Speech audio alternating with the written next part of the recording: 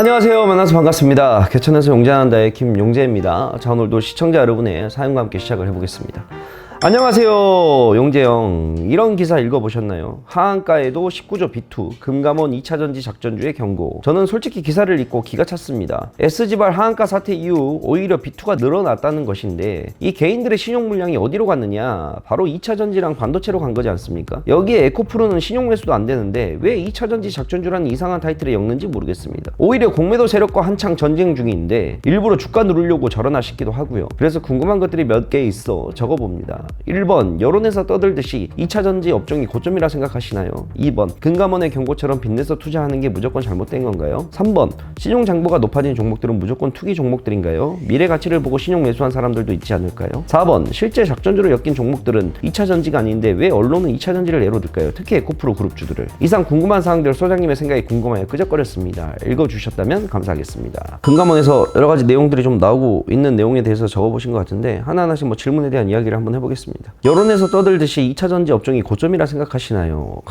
참 이런 게 정말 어려운 질문 중에 하나야. 왜 어렵냐면 용재형, 이 종목이 고점이에요, 저점이에요? 자, 내가 여기서 2차전지 업종들은 이제 고점이라 생각합니다 하면 어떻게 되겠어? 2차전지를 좋게 보는 분들은 댓글이 어떻게 되겠어? 네가 2차전지에 대해서 뭐 하느냐? 2차전지가 고점이라니 앞으로 성장 무궁한 산업이다 이렇게 적을 것이고 2차전지는 아직 고점이 아닙니다. 더 갈 것 같습니다. 그러면 아니다, 너무 고점이다, 너무 위험한 거 아니야? 이 고점에서 이 종목들을 이야기를 한다는 건 자체가 너무 말이 안 되느냐 등등 내가 어떠한 의견을 제시를 한들 내 댓글에는 나의 생각과 반대되는 사람들이 글을 쓸 거야. 그럼에도 불구하고 이런 질문들이 올라와.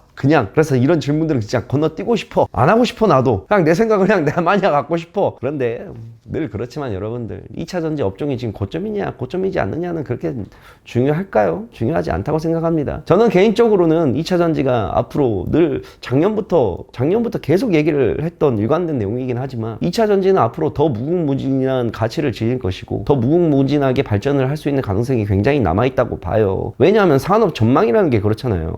산업 전망이 여러분들 항상 제가 2차전지를 예를 들면서 이야기를 드는 게 뭐예요? 자, 시장에 지금 밖에 도로가에서 돌아다니고 있는 차들 보세요. 차들 중에서 2차전지 자동차들 비율이 얼마나 됩니까? 많아야 그나마 저는 서울에 살고 있고 강남권에 살고 있으니까 10대 중에 한 3대는 보인다. 근데 지방에서는 아직도 찾아보기가 좀 힘들어요. 지방에서 10대 중에 한 대? 보일까 말까? 저 가끔 제 고향 여수 딱 내려가면 2차전지 자동차들 가끔 한두 대 보이더라고. 가끔 전기차들이. 근데 이거의 산업 규모에 앞으로는 어떻게 되겠어요? 시대가 계속 흐르면 흐를수록 전기차들은 계속해서 늘어나겠죠. 전기차뿐이겠습니까? 전기차가 어느 정도 상용화가 완전히 되게 되면 이제 수소차도 나오게 될 것이고 친환경차들이 결국은 다 바뀌어지게 될 거 아니에요. 왜?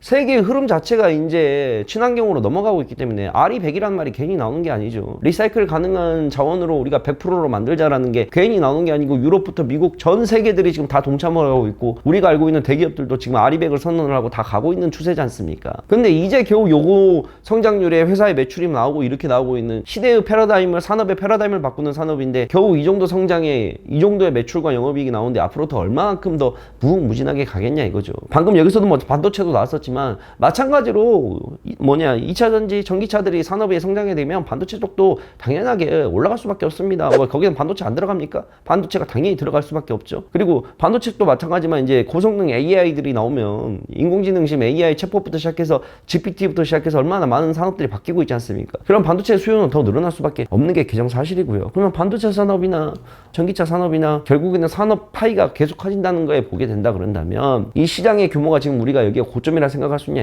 이거겠죠. 더 올라가겠죠. 다만 이게 그래요. 주식이라는 게 결국에는 사이클이 도는 겁니다. 1년 365일 계속 올라가는 것도 없어요. 에코프로 BM 1년 365 올라갔나요? 아니잖아요. 신나게 올라가다가 신나게 또 빠졌었어요. 그러다가 다시 신나게 또 올라가고 있는 거고. 경기 순환주나 어떠한 종목이든 간에 무장정 올라가는 건 없습니다. 근데 예를 들어서 삼성전자도 98,000원까지 찍고 나서 빠졌었잖아요. 자, 삼성전자가 98,000원 언젠가 넘지 않겠습니까? 넘겠죠. 우리나라 대표 산업인데 98,000원 또 언젠가 넘을 거예요. 근데 98,000원에 타던 사람들이 6만원 구간까지 빠졌을 때 아우 내가 고점에서 샀네. 근데 지금 다시 회복이 좀 나오고 있잖아. 결국엔 이게 뭐냐면 시기의 문제고 내가 들어간 시점의 문제인 거예요. 내가 얼마만큼 버틸 수 있느냐의 기간인 거고 우리는 주식을 하는 사람들이잖아요. 주식을 하는 사람들에게 있어서 가장 개인 투자자들에게 중요한 거는 뭐냐면 개인 투자자들은 10년, 20년 한 종목을 들고 갈 수 있는 그림이 안 나와요, 절대. 왜? 우리는 돈을 써야 되는 입장이니까. 언제든 필요한 돈이 생기게 되면 가장 먼저 팔아치우는 게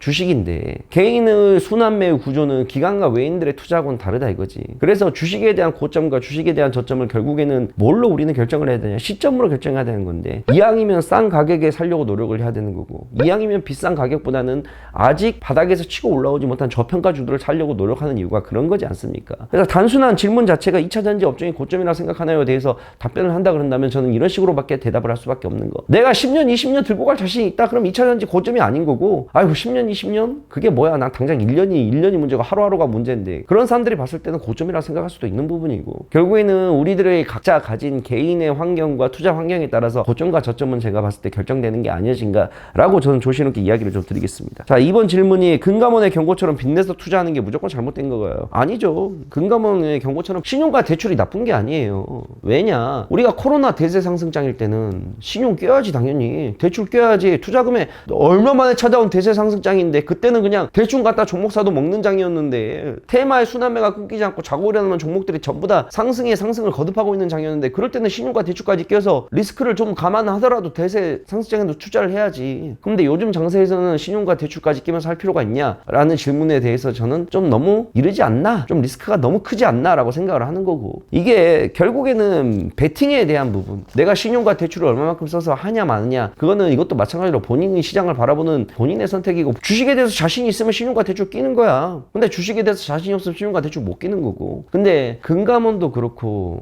내가 금감원의 편을 들려는 게 아니라 금감원도 그렇고 나 같은 유튜버들도 그렇고 우리 같은 사람들이 자 그러면 빚내서 하세요. 빚을 내야 됩니다. 여기에 우리는 인생을 몰빵을 쳐야 됩니다. 신용 끼고 신나게 갑시다. 최대한 풀 레버리지 땡겨서 오늘만 사는 것처럼 매매합시다 라고 할 수는 우리가 없는 일이잖아. 하지 말라고 그러면 해야지 그걸 갖다 하라고 부추기는 거는 안 된다는 거지. 결국에는 마찬가지예요. 금감원도 그러한 정부의 입장에서 좀 조심하라는 뜻으로 이제 얘기를 하는 거겠죠. 투자 경고 종목들도 경고 맞고도 계속 올라가는 케이스들 많고 근데 투자 경고가 나온 종목들을 아유 투자 경고 나왔네요. 신나게 갈 것 같으니까 더 사세요라고 할 수는 없는 일이잖아. 이해가? 그래서 그러한 취지에서 금감원에서 얘기를 하는 거죠. 근데 이제 문제는 뭐냐면 금감원에서 이제 얘기를 하는 데 있어서 너무 오버는 안 했으면 좋겠지. 그냥 조심하자라는 정도까지만 하면 되는데 뭐 특정 업종군을 주목을 해서 이거는 조심해야 된다. 업종군까지 이야기할 필요성은 없지 않느냐라는 게 이제 내 개인적인 생각이고 신용장구가 세 번째 질문이 신용장구가 높아진 종목들은 무조건 투기 종목들인가요? 미래 가치를 보고 신용 매수한 사람들도 있지 않을까요? 이것도 케이스 바이 케이스예요. 신용장구가 높아진 종목들은 기본적으로 신용과 대출 물량이 들어가 있기 때문에 언제든 주가가 밀렸을 때 반대 매매가 물량들이 더 많이 쏟아지기 때문에 급락의 가능성이 항상 존재를 하고 있다는 거지. 근데 꼭 신용장구가 높다 그래서 종목들이 또 안 가느냐? 그건 아니야. 근데 일반적으로 신용장구가 높게 되게 되면 공매도 세력들이 또 달라붙게 되니까 공매도들이 달라붙게 되게 되면 주가가 매수하려는 자와 매도하려는 자가 치열하게 싸우다 보니까 주가가 지지부진하게 움직이는 케이스가 많아. 그래서 가급적이면 주식 초보자들은 신용장구가 높은 종목들보다 신용장구가 나는 보통 이제 3% 이하인 종목들만 매매를 하라고 얘기하는데 신용장구가 좀 낮은 종목들을 컨택을 해서 매매를 하는 게 그나마 좀 안정적이지 않나 보편적으로 보았을 때. 그래서 그걸 얘기를 하는 거야. 4번 질문. 실제 작전주로 엮인 종목들은 2차전지가 아닌데 왜 언론은 2차전지를 예를 들까요? 특히 고프로 그룹주들을. 예, 저번에도 박순혁 이사님하고 이제 이야기를 좀 했었지만 배터리 아저씨 박순혁 이사님하고도 얘기를 했지만 결국은 지금 2차전지 관련된 것들은 공매도와 지금 치열하게 싸우고 있어요. 공매도는 지금 내리려고 바글바글 하고 있고 그 다음에 개인들은 거기에 맞서서 끌어올리려고 바글바글 하고 있고 근데 나도 개인 투자를 살고 있지만 우리나라는 솔직히 기관과 외인들의 입김이 너무 강해. 왜냐? 기본적으로 증권사들이 기관과 외인들의 입장을 대변해주는 기관이지 우리의 입장을 대변해주진 않아. 왜?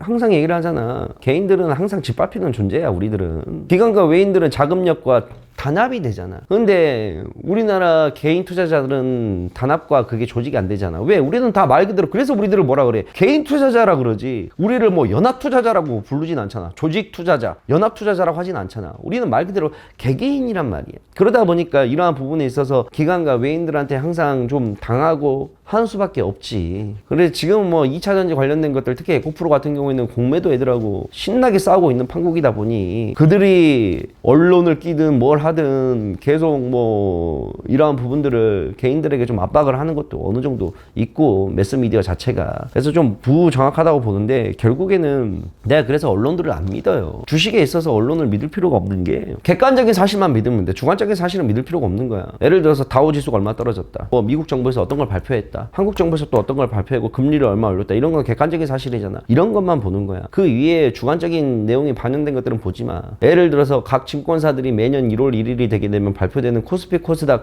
상단과 하단 맞추는 지수를 발표를 해. 한 귀로 듣고 한 귀로 다 흘려. 그거는 뭐야? 주관적인 내용인 거냐? 증권사 개개인들의 생각이야. 맞춘 거를 내가 거의 본 적이 없는 사람들이야. 아니 생각을 해봐. 증권사들이란 뭐야? 거기 증권사의 소위 말하는 재정 전문가부터 시작해서 FP부터 시작해서 바글바글한 머리 좋은 애들은 다 있을 건데, 걔네들이 뭐 맞히는 거 거의 본 적이 있냐고. 난 거의 본 적이 없어요. 본 적이 없다고. 주식이 떨어지면 떨어지는 이유를 갖다가 후행성으로 갖다 붙이고, 올라가게 되면 올라가는 이유를 갖다 붙여. 무슨 말 이해가? 결국에는 언론에서 말하는 것들, 이러한 모든 것들은 객관적인 것만 보고 주관적인 내용들은 다 믿고 건너뛰어. 근데 그러한 것들 때문에 개인들이 많이, 특히 주식 초보자분들이 그러한 언론에 많이 휘말리는 경우가 많아. 야, 어느 증권사에서 이게 얼마에 간대. 증권사들도 추천 종목 내거든. 언론사에서 뭐 한대 등등 추천 목표가를 제시하고 한단 말이야. 그러니까 그것도 이제 말이 안 되는 거야. 그래서 항상 결국은 주식은 돌고 돌아서 내 판단이 제일 중요하고, 내가 어떠한 정보를 취사 선택을 해서 컨택을 하느냐가 제일 중요하다는 거, 그걸 우리 시청자 여러분들이 알아주셨으면 좋겠습니다. 많이 떨어졌으니까 싸다 생각하고 들어가겠지. 그게 민심인데 그걸 뭐 어떻게 분석을 왜 해? 그게, 나는 하한가 들어간 종목은 쳐다도 안 보는데, 하한가에 들어간 종목들을 핫다라고 우리가 얘기를 하지. 핫다라 들어간 종목은 기술적 반등을 보고 나서 우리가 들어가는 경우도 있는데, 대중의 민심이 그런다면 그런 거지. 어떻게? 그럼 뭐 대중의 민심을 무언가 지표로 판단을 할 수는 없는 거야. 2차 전지들이 미친 듯이 가고 2차 전지들에 대한 개인들의 열망이 이렇게 높은데 그거를 뭐 설명할 수가 있어? 개인들이 모여서 그러한 대세가 되는 거고, 근데 그러한 대세를 뭘로 할 수가 없는 거지. 나도 잘 이해가 안 가. 신용잔고가 왜 늘어가는지. 근데 뭐 데이터는 신용잔고가 늘어나고 있다는데, 그럼 뭐 이거 씨발 이거 왜 이리 늘어나는 거야? 분석할 필요가 있어? 아니지. 아, 요새 다 많은 대중들이 그렇게 생각을 하고 있는가 보다 라고 나는 그렇게 판단을 하면 되는 거고, 일어난 현상에 대해서. 공시 강화는 20년 전부터 맨날 나오는 말이야. 작전이 한 번씩 시원하게 터질 때마다 공시를 강화하고 금융감독원의 이 시장 감시 시스템을 더 발전시키고, 내가 주식한 지 20년째 맨날 똑같이 나오는 얘기야. 그럼 그거라도 해야지. 그러면 아우 우리는 아무것도 안 하고 손 놓고 있겠습니다. 하한가를 가든 말든 막 시장 알아서 돌아가겠죠. 그렇게 얘기할 수는 없잖아. 공시를 강화하고 더 관리 감독을 열심히 하겠습니다라고 얘기를 해야지. 그럼 거기다 대놓고 모르겠습니다. 우리는 매년마다 하는 건데도 이렇게 터지네. 어쩌겠습니까? 사람은 없고 일은 많고. 똑같은 얘기지. 자, 오늘은 여기까지 하겠습니다. 다음에 다른 사연 우리 시청자 여러분들 다시 만나 뵙도록 할게요. 갈게요. 안녕. 주식 상담소는 아래에 남겨주시면 되겠습니다.